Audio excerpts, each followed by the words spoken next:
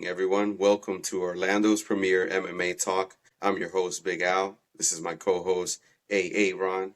How you doing, sir? I am excellent as always. How about you, Big Al? Doing well, sir. Doing well. So tell us about this previous fight in Mexico City.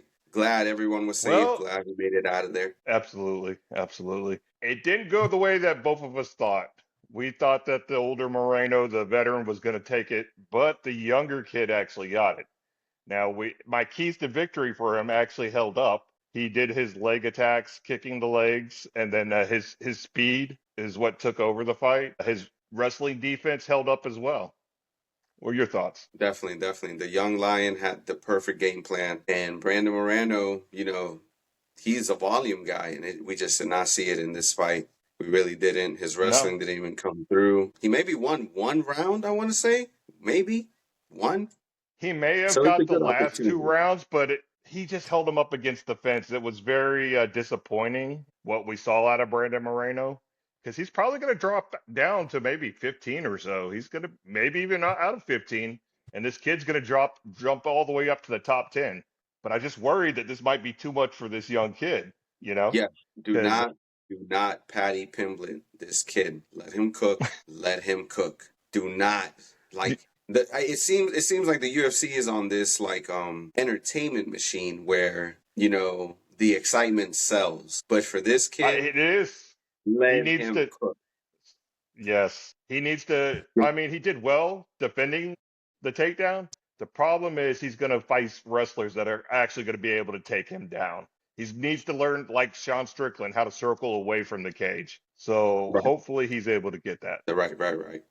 Another honor mention is David Martinez. He did his thing against Cheeto Vera. Cheeto, he starts off too late. You can't have that aggression in the third round. You have to do it. And that's just his story of his career. He's always been that way, and he's always like the next fight, I'm going to start, and he never does. He's a broken record, unfortunately. Right. Another honorary mention, this podcast favorite fighter, journeyman, Mr. Let me call him by his real name, King, also known as Bobby Green. He did it. He did it, and he's like a mongoose out there. Like every time the guy would strike, he was out of there. It's crazy. He did typical Bobby Green stuff, and he finished with a knockout. You couldn't ask for anything more. Right, which leads me to that. There was like a little confusion after the fight where he mentioned Nate Diaz. Did you get a hold of that? Yeah, I saw that. I was on the same wavelength as Bobby because me and Bobby are always on the same wavelength. I knew that he wasn't calling Nate out, but that he was like saying, "Hey, we need to bring him back into UFC." Dana White. I knew he wasn't calling him out. And what was even funnier was he was like, "Celebrate Black History Month, everybody," and then he tried to repeat the same line and totally forgot it in typical Bobby Green. He was gonna say Happy Thanksgiving. I just pulled a Bobby Green. Oh my goodness. And it's funny. He said, celebrate Black History Month. Sir, it was like the 27th of the month. At the very end. Hey, you get it in when you can, I called guess. for it with like 1 day left. Like I said, you get it in when you can. No, for sure. But it's kind of But interesting. He mentioned somebody. he did it in another separate post interview. He said that he'd like to fight Mr. Michael Chandler at the White House. I wonder who else might have predicted that on our very first podcast. Hopefully Dana lets this happen. That's the one that we all want to see. Ron. First person to say it Well, publicly. it hasn't happened yet. Hopefully it does happen. That would be a great fight. It'd be explosive. Perfect fight. It could even be a retirement match for Michael Chandler. Let him leave on his shield. Unfortunately, Could we be. caught him a little bit deep into his season. We didn't catch the prime Mike Chandler. He's been an all-action fighter, even in the UFC. I think he's like 2-3 or 2-4, something like that. It's not good. I think he only beat Dan Hooker and Tony. That's it. And they were both kind of Hooker's back up, and now he's back down. This guy's kind of he's up and down and up and down. But Tony, he was at the end. I think it was like an 8-fight losing streak there at the end. So they're not great quality so happy wins. for him to find boxing. Tony Ferguson to find boxing, getting those wins. He needed it. It boosts his morale. He needs it. He was a monster of a man in his heyday. A former champion. They called him the boogeyman. He was something serious. But Father Time gets us all. At the time, it was him and Khabib, and that was it. Yeah.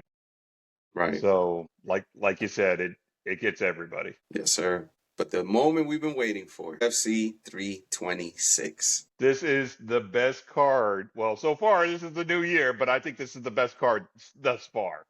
A lot of action, a lot of fights, a lot of great fighters. It's going to be one of the better cards, I predict. I agree with you. So let's start off with the main event. We'll go with RoboCop versus Hulk, also known as Gregory Rodriguez versus Bruno Ferreira. These are two power strikers. This is not going to last long, I predict. I would say within 2 rounds, someone's going to get knocked out. I think it's going to be Hulk. The last time he got knocked out was by a fighter that was 6'5". RoboCop is 6'3". Your thoughts? So my thoughts is they fought before actually, and the Did Hulk got the better of RoboCop. Yes. So I did not Bruno, know that. yes. So surprisingly enough, Bruno is I'm gonna back up and strike, and that's exactly what happened. He threw probably the stiffest straight left hand I've ever seen, and it clipped Rodriguez, knocked him down to the floor, and Bruno landed one more, and it was over. It Wow, was I did not actually know his this. debut fight. Yep, it was RoboCop's debut fight, and he's been on a tear In the ever since. UFC. Yes, sir. Okay. Yeah. Next, we got Drew Dober versus Michael Johnson. Another very all-powerful, all-action, no defense in this fight. Neither one of these guys is going to be defending it. It's going to be a CTE. slugfest. Special. It's going to be a special one. This one's a hard one to call. I think whoever lands the last punch is going to win the fight on this one. Oh, And I absolutely. I can't see mean, it. I can't see this absolutely. going 3 rounds. I can't see this No, going 3 rounds. I'm going to go Drew Dober. You? I'm gonna go with Michael Johnson just because he knocked out one of my favorite fighters, Dustin Poirier, and he actually gave Khabib a run for his money. So I'm gonna go with Johnson. Okay. Not bad. Not bad. Our next fight will be Rob Font versus Raul Rosa Jr.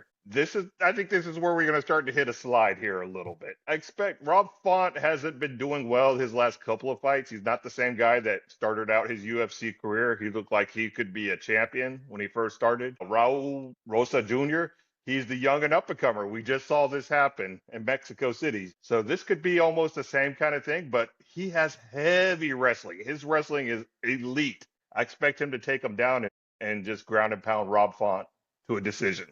I Yourself, agree. what do you I got? agree. I think I agree with you. I feel like Junior will definitely control the octagon, make his way to a decision. Rob Font, phenomenal fighter, but he's still on that roller coaster where he has his highs and his lows. And I feel like Rosas Jr., UFC, let him marinate, let him cook, give him these Yes, he's fights, another one. get the experience. He could be your superstar in Yes, the future. And very, that'll very bring much in that so. Mexican market. So it's like let them cook. Don't push them too far. Just let them. Unfortunately, that's not how the UFC runs. I You know, know it, I though. know, I know. But let them cook. Let them get a little crust on them. Yeah.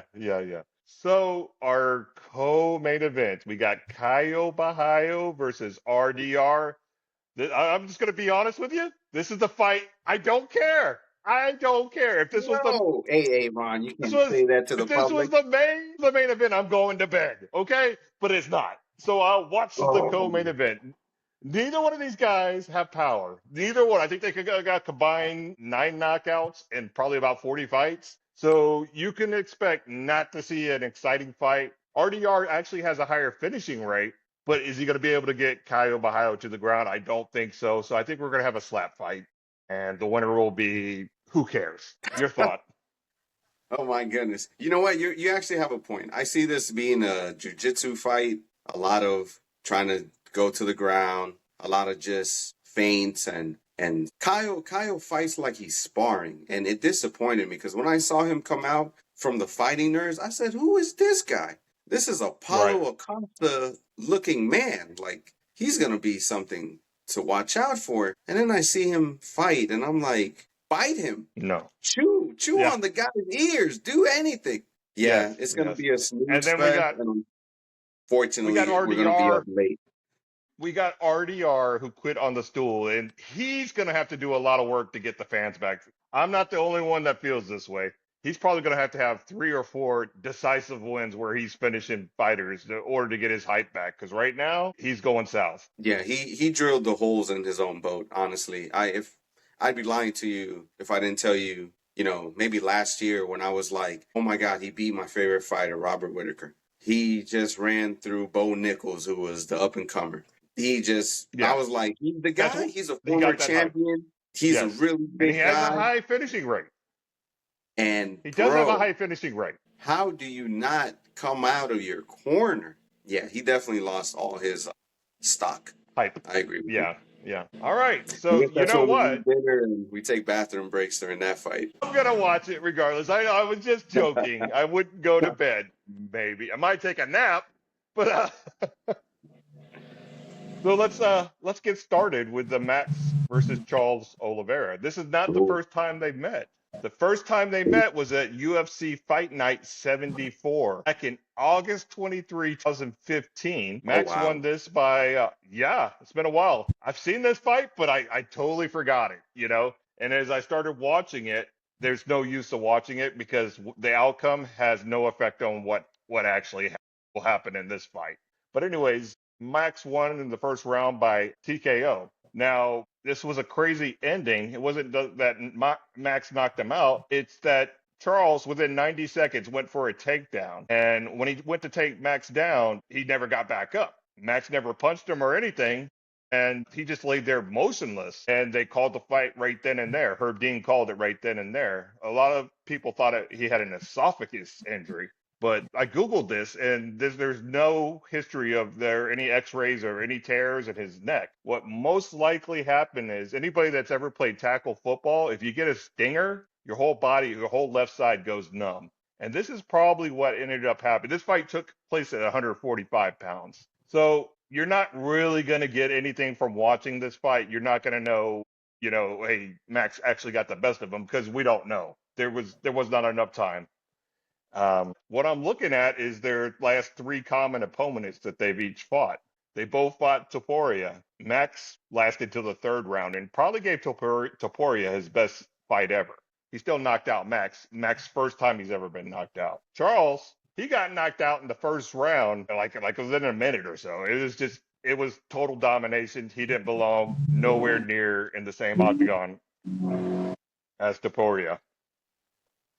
So the other 2 fighters that they have in common are Dustin and Justin. Max recently knocked out Justin with the point to the ground. I think everybody remembers the point to the ground in the last 10 seconds. But even then, had he not knocked him out in the last 10 seconds, he was dominating Justin in the striking. That's the reason why Justin actually went to him, because he knew he was going to lose either way. And Max, beautiful kiss, chef's kiss, he knocked him out. And the other fight he fought Dustin, he dominated Dustin as well. He didn't knock him out. He tried to do the same thing in the last 10 seconds, and Dustin's like, sure, sure. And he went up there, and then Dustin backed out really quick. Gave him that beautiful hug.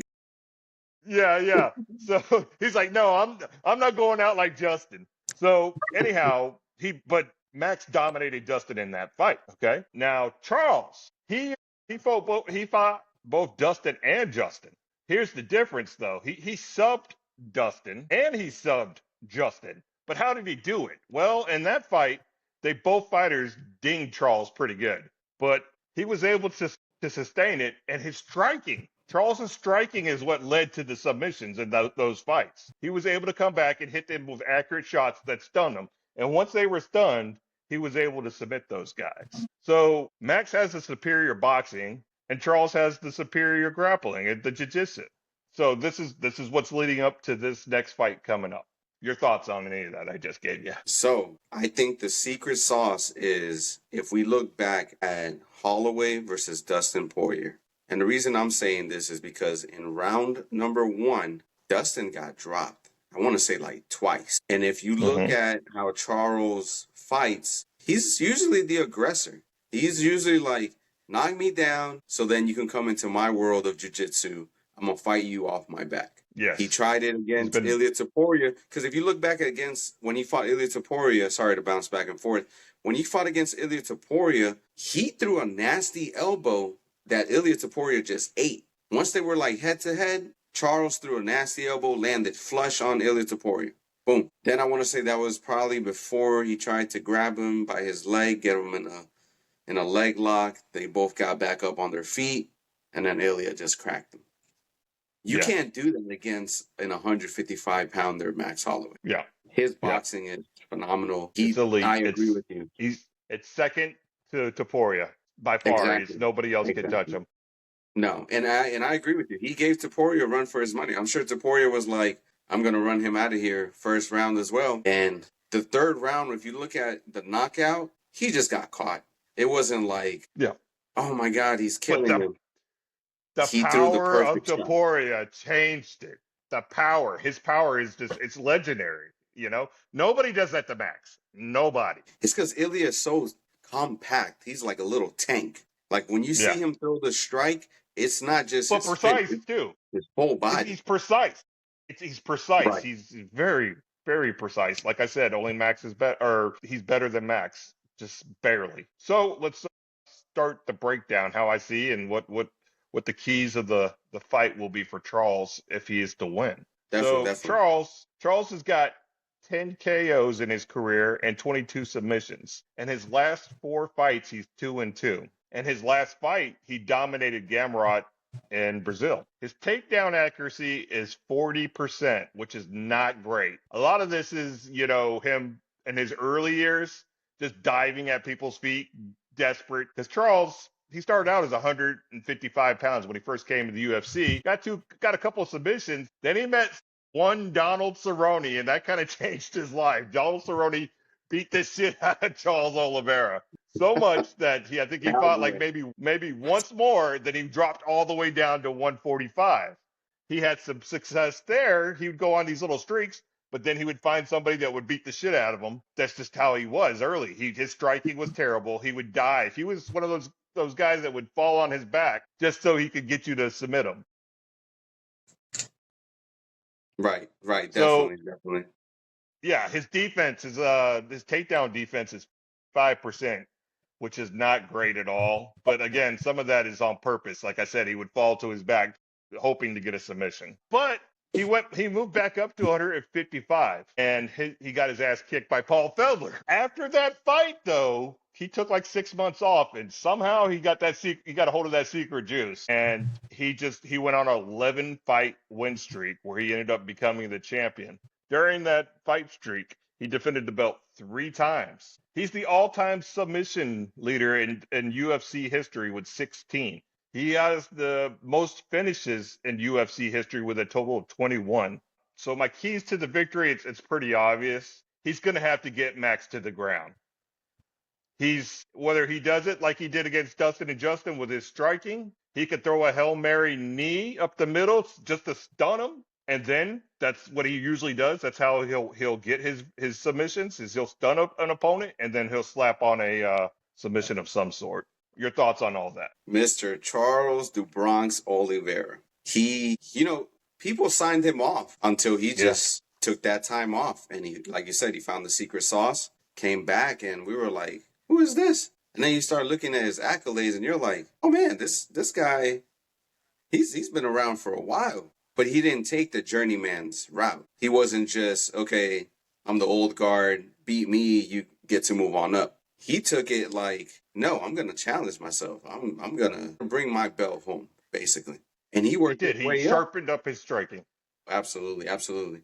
So his keys to victory, in my opinion, are he can't use the guard to rest. He's gonna get taken down. He's gonna get dropped. He gets dropped every fight. When he does, he has to look for submissions. He has to stay on the offense. He has to try to scramble. Instead of being on the bottom, he's got to try to get the back. I feel like he has to go for Max Holloway's neck from beginning to end. He has to. 100%. You can't stand there and you can strike with Max. You can probably get him to counter, but you don't want that. You don't want to get into Max Holloway's game plan. I feel like he has to get in early, but he has to keep him at bay with kicks. He has to create the game plan of keeping him at bay, kicks. So when he does get down the pipe, always get clipped. His Sure. chin has been Sure. tested, and because he's been knocked out, you don't want to go through that fire. Yeah.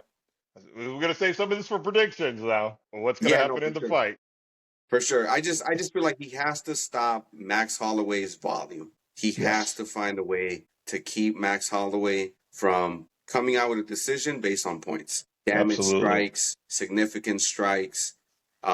Max is gonna get in a clinch with Oliveira, and whoever's up Well, against the cage might, when let's the do judge's the eye. Max breakdown, and then we'll follow that up. Okay, sounds good. Go ahead. Start it off. So we got Max. He's got 12 KOs. He's got 2 submissions. And his last 4 fights, he's 3-1. His last fight, he dominated Dustin, which we covered. That Dustin had to hug him there at the end because he's afraid of getting knocked out. So Which Max's he takedown stated accuracy, publicly. yeah. So Max's takedown accuracy is 53%, which is not the best, but what's even funnier is his whole UFC career, he's only landed 4 takedowns. 4 takedowns in his whole UFC career. So that tells That's you what Max is insane. going to do. I couldn't believe it when I looked this up on the UFC.com. 4 takedowns his entire career in the UFC. So he defends the takedown at an impressive 83%. So this is where the fight most likely is going to be for Max. It's gonna be a stand up fight, and that's what he's looking for. He is the current BMF. What does he call it? The blessed man forever. I think that's what he calls it. Not bad motherfucker. He calls it blessed man forever. I think that's what Max calls it because he's Something such a like good that. Yeah, guy. he He's is such a good guy. It's you can't solid hate guy. Max. I don't know anybody that actually hate Max. He's just a great guy. He was the former 145-pound champion. He won during that time. He went on a 13 fight streak when he held the belt. It was amazing. He defended the belt 5 times. This is his 13 fight win streak happened right. I don't think we talked about it last week. Was against Conor McGregor. He after the Conor McGregor, he went on a 13 fight win streak where he was just knocking fools out, and he had a few submissions on along the way. My keys to victories, it's pretty obvious. Stop the takedown. Beat Charles to the punch. That's it. If he survives that, he's gonna knock him out. It's that simple. If he can keep Charles from stunning him, then he's gonna win this fight. This is good. He's got nonstop pressure. He's just not gonna stop from from the beginning of the bell to the end of the bell. He's just going to be constantly in his face. He's only been submitted once in his entire career. That's something else that's impressive to me. So, your thoughts? He has to stay off that cage at all costs.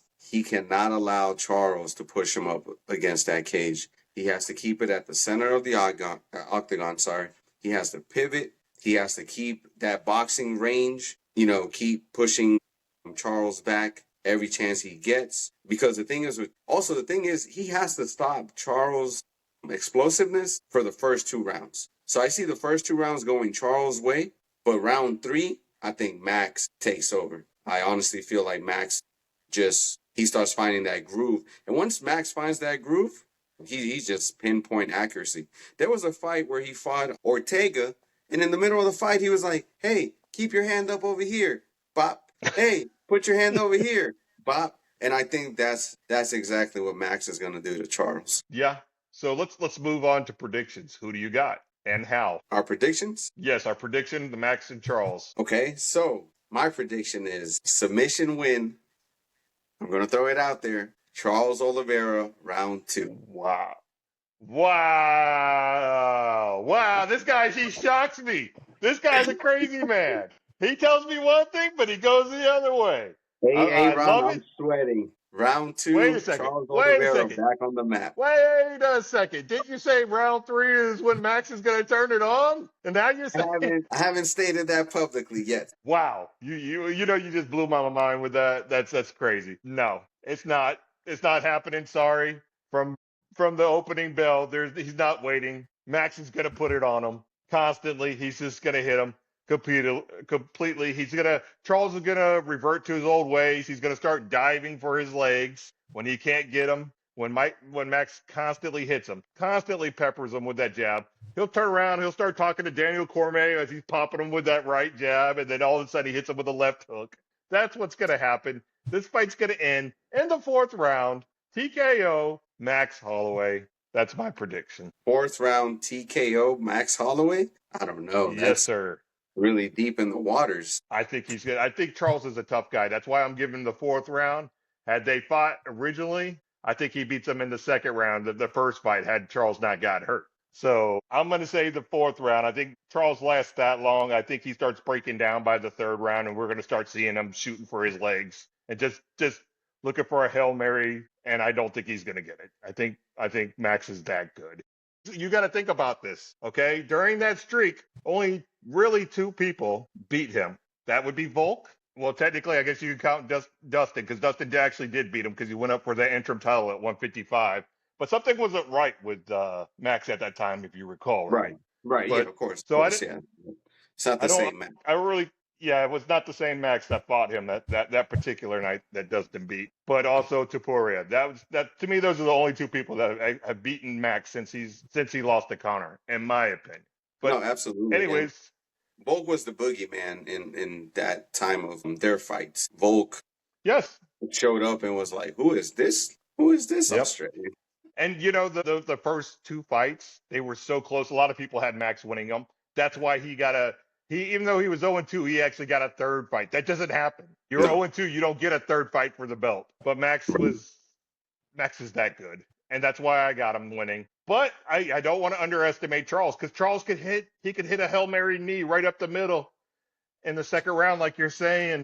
And that could stun Max. You don't need that long. You just need to be stunned just for briefly, and then next thing you know, Charles is choking you out, and it's game over. And So that's what I see. That's exactly what I see. It's legit. It's a legit prediction. I don't think it's a wise one, but it's a legit prediction. Well, that was a great show. For sure. Now, before I let you go, sir. Yes. I read about this. I've listened to it on other podcasts. What is the meaning of the BMF title for you? Is it nothing? Explain. It's nothing. It's just a thing, a moneymaker type of situation, so they can have main events. I mean, it's a creation from Nate Diaz. It means absolutely nothing. If you ask the fighters, they rather have the championship. You ask Max right now, he'll tell you he wants the championship belt. It means nothing. It's just something for fans to get excited about. That's all it is. So you don't think it's like a belt, to kind of honor the old guard? I feel like it should be like an old guard. Like, I'm the BMF, and I'm from the previous era, if that makes sense. But only the 155ers have it, so I don't know. Well, was it? No, I think the first one was 170 when Nate fought Jorge. That was at 170. They didn't fight at 155. Okay. So, yeah, it did move down to 155, but the first one was 170. Which is fine by me, because that card is stacked. Yeah. This is going to be a good card. I'm so psyched for this card, to be honest with you, except for the co-main event. But watch that be the fight of the night. After I talk all this garbage, it's probably going to be the fight of the night. You watch. You might be shocked. RDR pulls off this miracle, but you need some. He needs it. I don't know. It shouldn't have been the co-main event. You needed sparks to fly before we saw Max versus Oliveira, and you're kind of gonna give us a 3-round snooze fest. Possibly. I agree with you, but like I said, this is MMA. Anything can happen. You're right. Well, sir, I appreciate your time today. Thanks for having me yet again. Mr. Max Holloway, 4th round TK. Got it. Fourth round. Of course, I haven't been right on any of my predictions other than Bobby Green, which I'll take. Well, that hasn't happened yet. But Bobby and I are on the same wavelength. I don't know if that's a good sign for me, though. It's a good sign. We're going to ride out Bobby till he retires. Great show, Big Al. Great show. Yes, sir. Your host, Big Al, Charles Oliveira, round 2, submission win. I like it. I like the boldness. Yes, sir. Well, thank you, guys. Please make sure you subscribe, hit the like. We appreciate you guys giving us, it means a lot to us. It really does. Thank you for taking the time to watch us. Hope y'all have a great day. We'll see you before fight night. Awesome. Can't wait. Take care. All right. Whew.